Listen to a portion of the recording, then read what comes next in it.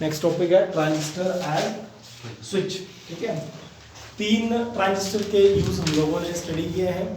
एक किया था ट्रांजिस्टर एज एम्पलीफायर, फिर ट्रांजिस्टर एज ऑसिलेटर, और थर्ड यूज आता है ट्रांजिस्टर एज स्विच। तो स्विच आप लोगों को पता है जो ऑन और ऑफ करने के काम आता है, तो ट्रांजिस्टर भी सर्किट में एज अ स्विच की तरह काम करता है। क्यों इसको बोला जा रहा है ऐसा, उसको अंडरस्टैंड करने के लिए आप लोग एक सर्किट देखें, और सर्किट देखो एनपीएन ट्रांजिस्टर का। तो ये आ गया ट्रांजिस्टर, और ये आपका इमीटर है, ये बेस, और ये है कलेक्टर। अगर एक छोटा सा काम आप लोग देखना, अगर मैं देखो बैटरीज बेस और कलेक्टर, इमीटर और कलेक्टर के बीच में लगाता हूं, इस तरह से बैटरीज लगाता हूं, तो इसको हम लोग बोलते हैं कॉमन कलेक्टर कॉन्फ़िगरेशन। थोड़ा एक्स्ट्रा में आ रहा है, ये देख लो। अगर सपोज करो मैं बैटरीज कलेक्टर और बेस के बीच में और बेस और इमीटर के बीच में लगाता हूं, तो बेस कॉमन आ रहा है, इस कॉन्फ़िगरेशन को बोलते हैं कॉमन बेस कॉन्फ़िगरेशन। और थर्ड टाइप जो आती है, जो हम लोग के सिलेबस में भी है, दैट इज कॉमन इमीटर। तो हम लोग क्या करते हैं, बेस और इमीटर के बीच में और कलेक्टर और इमीटर के बीच में बैटरीज लगाते हैं, जो हम लोगों ने सर्किट स्टडी किए हैं। तो किस तरह से बैटरीज लगती है, वही सारी बातें आएंगी फिर से। ट्रांजिस्टर जो हम लोग ले रहे हैं वो है एनपीएन। एक क्वेश्चन इधर से ये भी आता है कि एनपीएन जो ट्रांजिस्टर होता है वो ज्यादा यूज किया जाता है as compared to PNP transistor. और इसके पीछे लॉजिक क्या आता है कि अगर एनपीएन ट्रांजिस्टर देखें तो इसमें एन ज्यादा है, अगर एन ज्यादा है तो इलेक्ट्रॉन इसमें ज्यादा है, अगर मेजॉरिटी में बात करें तो इलेक्ट्रॉन ज्यादा है, और इलेक्ट्रॉन की मोबिलिटी ज्यादा होती है। ठीक है, इलेक्ट्रॉन की मोबिलिटी ज्यादा होती है तो फ्लो ज्यादा होता है, जबकि पीएनपी में होल्स ज्यादा होते हैं और होल्स की मोबिलिटी कम होती है। इसलिए एनपीएन ट्रांजिस्टर को हम लोग ज्यादा यूज करते हैं, ये आप लोग याद रखना है बात। ठीक है, एनपीएन ट्रांजिस्टर क्यों ज्यादा यूज किया जाता है, क्योंकि मेजॉरिटी में इलेक्ट्रॉन्स और इलेक्ट्रॉन्स की मोबिलिटी ज्यादा है।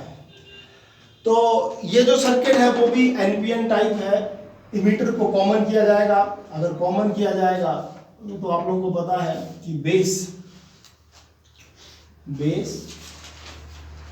और इमीटर के बीच में वाइजिंग की जाएगी, और वाइजिंग का मतलब है बैटरी लगाना, और फॉरवर्ड वाइज किया जाता है। तो अगर ये P है तो P के साथ पॉजिटिव और नेगेटिव लगेगा। वेरिएबल वोल्टेज लेते हैं, इसका नाम रख दिया BB। ठीक है, ये टर्मिनल है आप लोगों का बेस का टर्मिनल है, ये इमीटर का टर्मिनल है, और इधर ही कलेक्टर का भी टर्मिनल होगा। करंट किस तरह से चलेगा, P एंड P है, P से N की तरफ इस तरह से, तो IE आउट होगा, IB इस तरफ एंटर करेगा, और इस रेजिस्टेंस को आप लोग RB ले लें, और IC भी इस तरफ ही एंटर करेगा, इस तरह से IC, क्योंकि IE is equal to IB plus IC होता है। और ये जो जंक्शन है इमीटर और कलेक्टर जंक्शन, ये आप लोगों को पता है रिवर्स्ड वाइज होगी। इधर एक रेजिस्टेंस लगेगी, और रेजिस्टेंस का नाम मैं रख देता हूँ RL या RC भी लिख सकते हैं। और इस पॉइंट पर एक बैटरी लगाएंगे जो रिवर्स वाइजिंग में आएगी। कलेक्टर को कंसीडर करेंगे आप लोग, कलेक्टर है अगर एन टाइप का तो नेगेटिव के साथ आप लोग पॉजिटिव टर्मिनल लगाएंगे, तो आप लोगों का ये रिवर्स वाइजिंग बनेगी। बैटरी ये ज्यादा बड़ी होगी एज कंपेयर टू बीबी से, और ये भी वेरिएबल होगी, नाम है इसका बीसीसी। अब इधर आप लोग कुछ इक्वेशंस देखेंगे कि बीबी जो हम लोगों ने बैटरी अप्लाई की, ये बेस और इमीटर जंक्शन को बनाती है फॉरवर्ड वाइज। ठीक है, बेस और इमीटर जंक्शन को बनाती है फॉरवर्ड वाइज। इस चीज को आप लोग ये भी ले सकते हैं कि अगर सिर्फ इस टर्मिनल को देखें आप लोग बेस और इमीटर का, तो करंट देखो इधर से जा रहा है, इधर से ऐसे आ रहा है, ये घूम रहा है करंट का फ्लो देखना आप लोग। IB करंट इधर से एंटर करेगा, IE बन के आउट होगा, ये इस तरह से फ्लो चला हुआ है। अगर सिर्फ इनपुट का जो सर्किट है उसकी हम लोग बात करें, अब आप लोगों को ये भी पता है कि अगर इस इनपुट सर्किट की मैं बात करूं तो ये है P टाइप, और ये है N टाइप, और ये है फॉरवर्ड वाइज। तो फॉरवर्ड वाइज में हम लोगों ने ये पढ़ा था कि एक डिप्लीशन लेयर आती थी, और अगर डिप्लीशन लेयर को क्रॉस करने के लिए एक पर्टिकुलर वोल्टेज को अप्लाई करना पड़ता था और वो वोल्टेज की वैल्यू आती थी 0.6 वोल्ट या 0.7 भी होती है अलग अलग सिलिकॉन के लिए। ठीक है, मैं बात कर रहा हूँ सिलिकॉन का।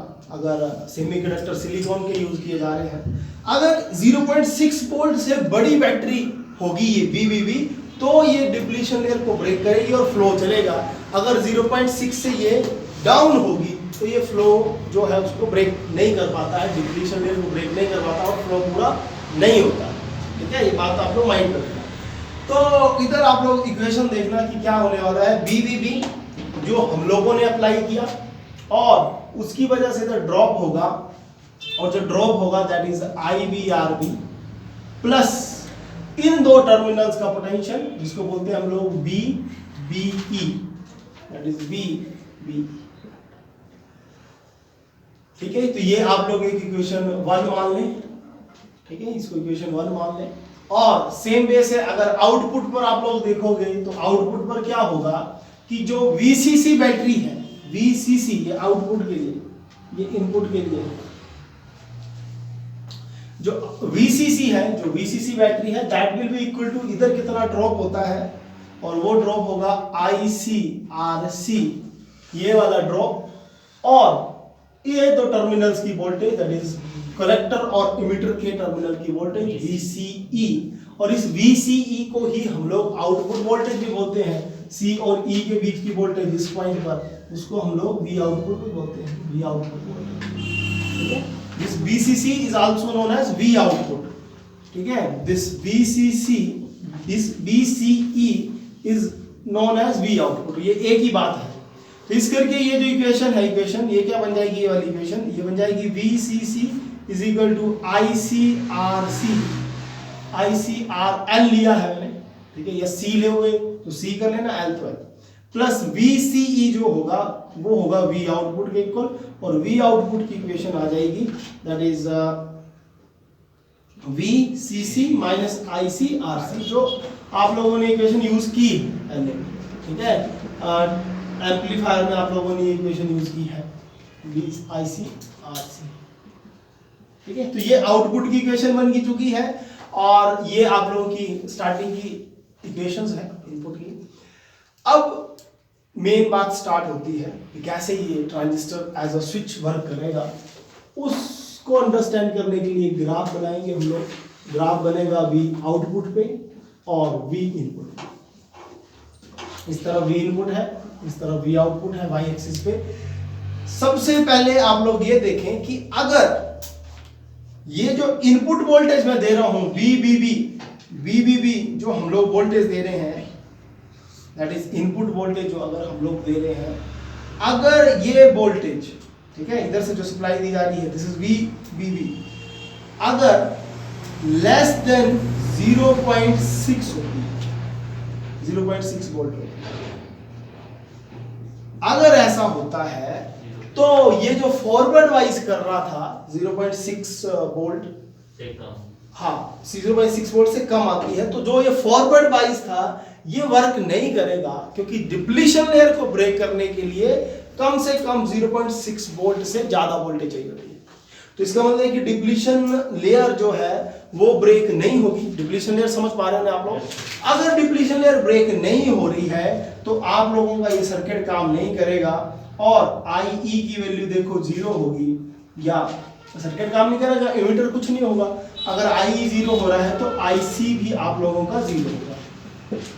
ठीक है, अगर IC आप लोगों का 0 होता है, अगर IC आपका 0 होता है तो इस पॉइंट पे आप लोग देखें कि VCC जो होगा दैट इज आउटपुट वोल्टेज के इक्वल होगा, मतलब V आउटपुट की मैक्सिमम वैल्यू होगी, क्योंकि अगर IC की कुछ भी वैल्यू आएगी तो ये एक्चुअल में V आउटपुट को डिक्रीज करेगा, क्योंकि VCC एक कांस्टेंट वैल्यू है, VCC एक कांस्टेंट वैल्यू है, उससे ये माइनस करेगा। अगर ICC की कुछ वैल्यू आती है ना, फॉर एग्जांपल 1 आ जाती, तो ये देखो कुछ माइनस होना था तो V आउटपुट डिक्रीज हो जाता है। ये बात समझ पा रहे हैं आप लोग? तो V आउटपुट की जो वैल्यू आएगी, V output will be maximum.